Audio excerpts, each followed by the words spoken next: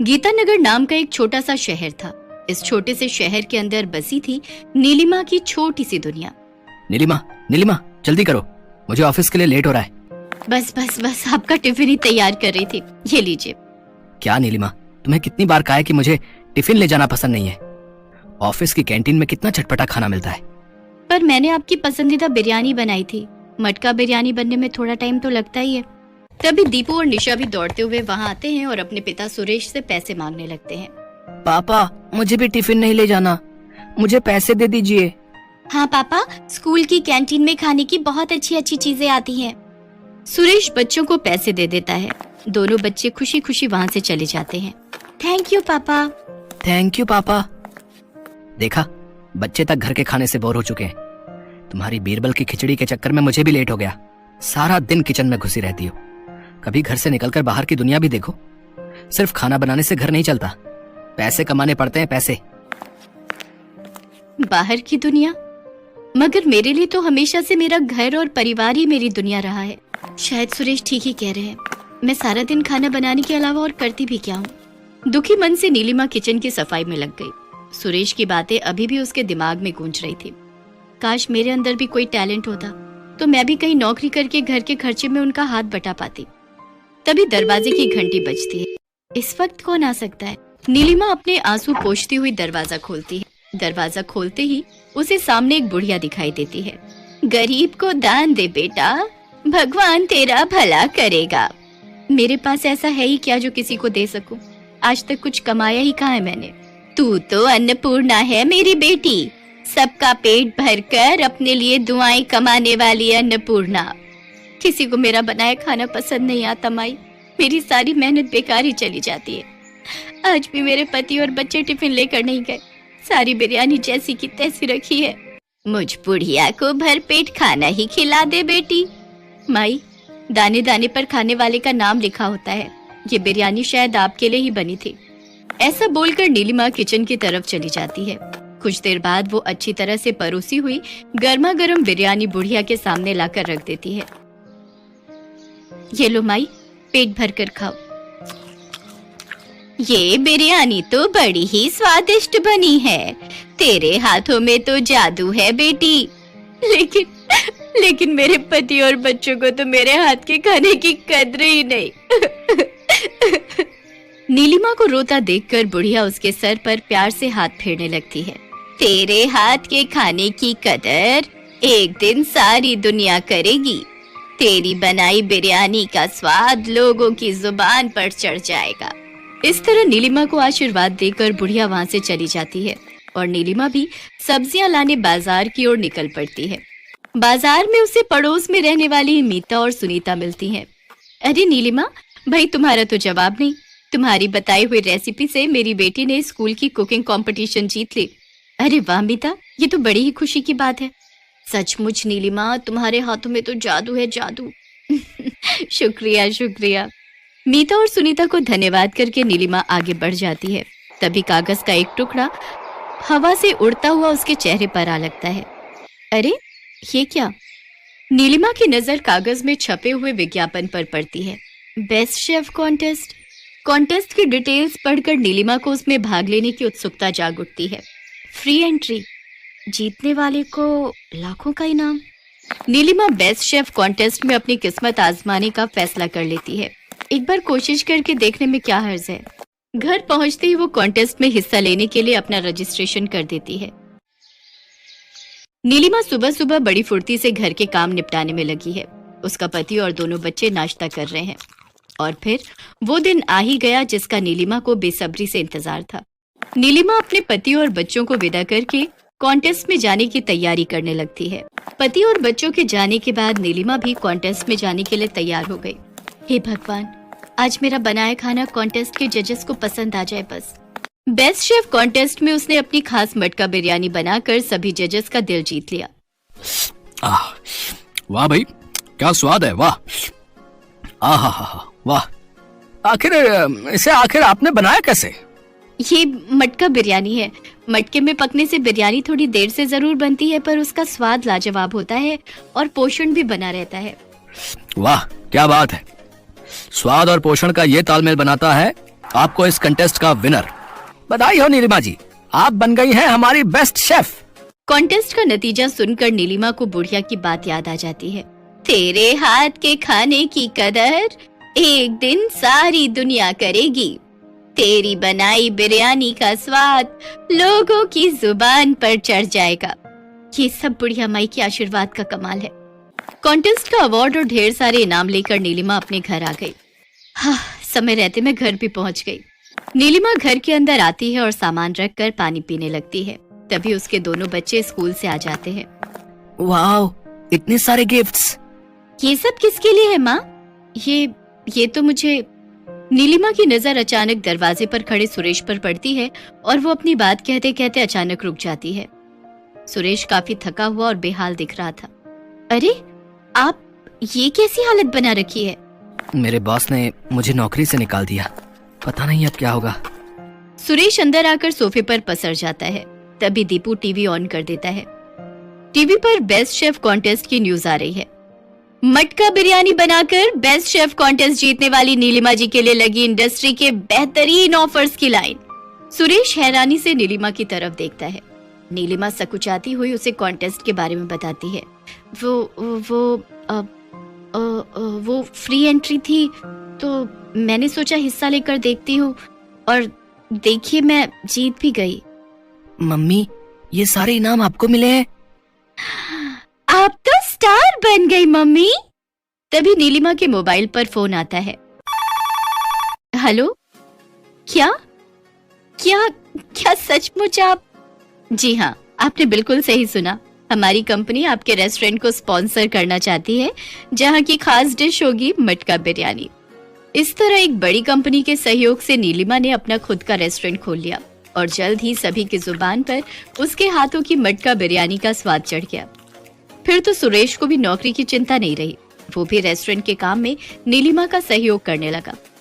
वहाँ हर समय ग्राहकों की लाइन जो लगी रहती थी। मैडम, एक प्लेट मटका बिरयानी और देना। वाह, मजा आ गया। हमें भी मटका बिरयानी ही चाहिए। माफ कर दो नीलिमा, मैंने तुम्हारे टैलेंट की कदर नहीं की। बीती बातें भुला दीजिए। हम सबको हंसी खुशी जीवन में आगे जो बढ़ना है। बिल्कुल, तुम्हारे खाना बनाने के हुनर से हमारी जिंदगी की गाड़ी जो चल निकली है। सुरेश को अपनी भूल का एहसास होने के साथ ही अब नीलिमा के घर का माहौल भी काफी खुशनुमा हो गया था।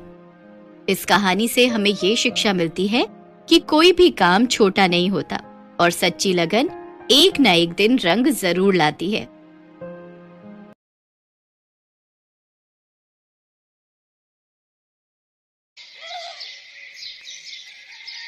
सीता और गीता नाम की दो जुड़वा अनाथ बहनें अपने चाचा चाची के साथ रहती थी। सीता गीता के माता पिता नहीं थे। बचपन में ही वे दोनों गुजर गए थे। तब से सीता गीता अपने चाचा चाची के साथ ही रहने लगी। पर उन बेचारी अनाथ बच्चियों की चाची चंचला बहुत ही बुरी थी। वो उन दोनों को बिल्कुल नौकरानियों की तरह ही रखती थी। कहाँ रह गई दोनों? कितनी देर की बाजार से सामान लेने गई हुई हो, अब आ रही हो? चाची, रास्ते में तेज बारिश हो गई थी, इसलिए देर हो गई। ये चीनी गीली कैसे हुई? जरूर बारिश में थैली भिगोई होगी। चाची, राशन वाले भैया ने जो चीनी की थैली दी थी ना, वो फटी हुई थी, हमें पता नहीं चला, तभी चीनी में पानी चला गया। हमें माफ कर दो चाची। आज तुम दोनों की खैर नहीं। तुमने इतना नुकसान कर दिया। तुम्हारे माँ बाप हमारी छाती पर मूंग दलने के लिए तुम्हें दुनिया में छोड़ गए, खुद तो ऊपर चले गए और हमारे लिए मुसीबत छोड़ गए। चंचला, तुम्हें शर्म नहीं आती? बेचारी बच्चियों के साथ इतना बुरा व्यवहार करती हो। थोड़ा भगवान से तो डरो। अब तुम क्या चाहते हो? मैं मायके चली जाऊं? एक बार चली गई ना तो लौट कर नहीं आऊंगी, फिर ढूंढते रहना दूसरी। चंचला सीता गीता पर हमेशा ही हाथ उठाती रहती थी, जिस कारण वे दोनों बच्चियां रात के अंधेरे में सुबक सुबक कर रोती थी। एक रात दोनों ने घर छोड़ने का विचार किया। गीता, हम यहाँ नहीं रुकेंगे, चाची बहुत मारती है। हाँ हाँ सीता, तू ठीक कह रही है, हम कहीं दूर चले जाएंगे। सीता और गीता रात के अंधेरे में घर से निकल गई और चलते चलते एक पेड़ के पास रुक गई और उसी पेड़ के चबूतरे पर सो गई। अगली सुबह उनकी आंख खुली तो उन्होंने देखा सड़क पर लोग गुजर रहे हैं। बहुत से ठेले वाले वहाँ पर खड़े हैं। सीता, बहुत भूख लगी है, चल हम कुछ खाते हैं। पर गीता, हमारे पास पैसे नहीं है। बिना पैसों के हमें कोई भी खाने को कुछ नहीं देगा। एक बार पूछते हैं ना, शायद कोई दे दे। ठीक है, चला। भैया, आपके ठेले से कुछ खाने को दे दो, बहुत भूख लगी है। तुम दोनों के पास पैसे हैं? अरे देखो देखो, दोनों बहनें एक शक्ल की हैं, लगता है जुड़वा है। हाँ बिल्कुल, और लगता है दोनों अनाथ हैं। भैया, पैसे तो हमारे पास नहीं है। तो मुफ्त में तुम्हें क्या मिलेगा? पैसे लाओ तभी कुछ खाने को मिलेगा। ठेले वाला अभी दोनों को डांट ही रहा था कि तभी एक व्यक्ति वहाँ आता है। भीमा, इन बच्चियों को एक एक पराठा बना कर दे, मैं पैसे दे दूंगा। शुक्रिया अंकल। तुम दोनों कौन हो बेटा? अंकल, मेरा नाम सीता है और ये मेरी छोटी बहन गीता। हमारी चाची हमें बहुत मारती थी, इसलिए हमने घर छोड़ दिया। तुम्हारे माता पिता कहाँ हैं बच्चों? हमारे माँ बापू नहीं है अंकल। हम बचपन से ही अपने चाचा चाची के साथ रहते हैं। अच्छा अच्छा अच्छा, तो ये बात है। अच्छा भीमा, तेरे पास अभी नूडल्स के कितने पैकेट बचे हैं? 20 पैकेट और दे जाओ। बच्चों आओ, तुम मेरे साथ ऑटो रिक्शा में बैठ जाओ। ऐसे अकेले घूमना तुम्हारे लिए ठीक नहीं है बेटा। सीता और गीता उस व्यक्ति के साथ ऑटो में बैठ जाती हैं। उस व्यक्ति का नाम राजेश था। वो अपनी पत्नी के साथ मिलकर घर पर नूडल्स बनाने का काम करता था और नूडल्स के पैकेट बाजार में ठेले और रेस्टोरेंट वालों को सप्लाई करता था। सीता और गीता राजेश के साथ बातें कर रही थी। तभी राजेश के सीने में दर्द उठने लगा। क्या हुआ अंकल, आप ठीक तो हो? लगता है इनके दिल में दर्द उठा है, हमें इन्हें हॉस्पिटल ले जाना पड़ेगा। तो चलो अंकल, जल्दी से इन अंकल को हॉस्पिटल ले चलो। सीता गीता ऑटो वाले के साथ राजेश को हॉस्पिटल लेकर जाती हैं। ऑटो वाला राजेश को जानता था। वो राजेश की पत्नी को फोन करता है। वो भी तुरंत हॉस्पिटल पहुंचती है। कुछ घंटों के बाद राजेश को होश आता है। राजेश को डॉक्टर हार्ट में दिक्कत बताते हैं। राजेश सीता और गीता को पत्नी से मिलवाता है। अब कैसा लग रहा है जी? मैं ठीक हूँ संध्या, चिंता मत करो। ये सब तो जीवन में चलता ही रहता है। बाकी इन बच्चियों से मिलो, ये सीता गीता है। इधर आओ बेटा। ये दोनों बच्चियां तो देखने में बिल्कुल एक सी शक्ल की हैं। तुम दोनों जुड़वा हो? जी आंटी, मेरा नाम सीता है और ये गीता। अगले दिन डॉक्टर राजेश को छुट्टी दे देते हैं, पर पूरा आराम करने के लिए कहते हैं। राजेश को अपने काम की चिंता थी। वो परेशान था कि काम कैसे होगा। संध्या, माल बनाना, ले जाना, सब दुकानों पर डिलीवरी करना, ये सारे काम कैसे होंगे? सुनो, आपकी तबीयत पहले जरूरी है। पहले ठीक हो जाओ, तब तक हम जैसे तैसे गुजारा कर ही लेंगे। अंकल, आप चिंता मत करो, हम आंटी के साथ हैं। हम आपके काम को रुकने नहीं देंगे। सीता बिल्कुल ठीक कह रही है। अंकल, आप आराम करो, हम आंटी के साथ आपके नूडल्स के ऑर्डर को पूरा करेंगे। और फिर ऐसा ही हुआ। संध्या नूडल्स बनाती और संध्या सीता और गीता के साथ दुकानों और ठेलों पर नूडल्स के ऑर्डर डिलीवर करने के लिए जाने लगी। एक दिन सीता संध्या से बोली, आंटी, जब हम नूडल्स के पैकेट तैयार कर सकते हैं, तो क्यों ना हम अपना ही नूडल्स का एक स्टॉल खोलें। इससे कमाई ज्यादा होगी और हमारे खुद के बनाए हुए तरह तरह के नूडल्स बेचकर अच्छी कमाई कर सकते हैं हम। ये आइडिया तो हमारे दिमाग में कभी आया ही नहीं। क्या तो तुम ठीक रही हो राजेश, मैं सोच रही हूँ सीता और गीता ठीक कह रही हैं। हम खुद के नूडल्स का स्टॉल खोलते हैं ना, शायद हमारी कमाई अच्छी हो जाए। ठीक है संध्या, पर बहुत मेहनत लगेगी। तुम्हें सुबह उठकर सारी तैयारी करनी पड़ेगी। स्टॉल पर सारा दिन खड़े होकर नूडल्स बेचने होंगे। क्या तुम ये कर पाओगी? मुझे बस आपका साथ चाहिए, और फिर मेरे साथ सीता और गीता जैसी इतनी प्यारी प्यारी बच्चियां भी तो हैं। और फिर संध्या ने सीता और गीता के साथ मिलकर अपने ही बनाए नूडल्स को तैयार करके बेचने के लिए एक स्टॉल किराए पर ले लिया। सीता और गीता जुड़वा बहनें थीं। लोग जब उन दोनों को स्टॉल पर संध्या के साथ नूडल्स बनाते देखते तो आश्चर्यचकित होते और वो स्पेशली उनके स्टॉल पर नूडल्स खाने जरूर आते। धीरे धीरे ग्राहक उनके स्टॉल पर बढ़ने लगे और संध्या के नूडल्स स्टॉल की अच्छी कमाई होने लगी। संध्या, सीता और गीता दोनों बच्चियां मेरे लिए बहुत भाग्यशाली बनकर आई हैं। सचमुच तुम दोनों बच्चियां मेरे लिए बहुत लकी हो। राजेश की तबीयत में सुधार आ जाता है।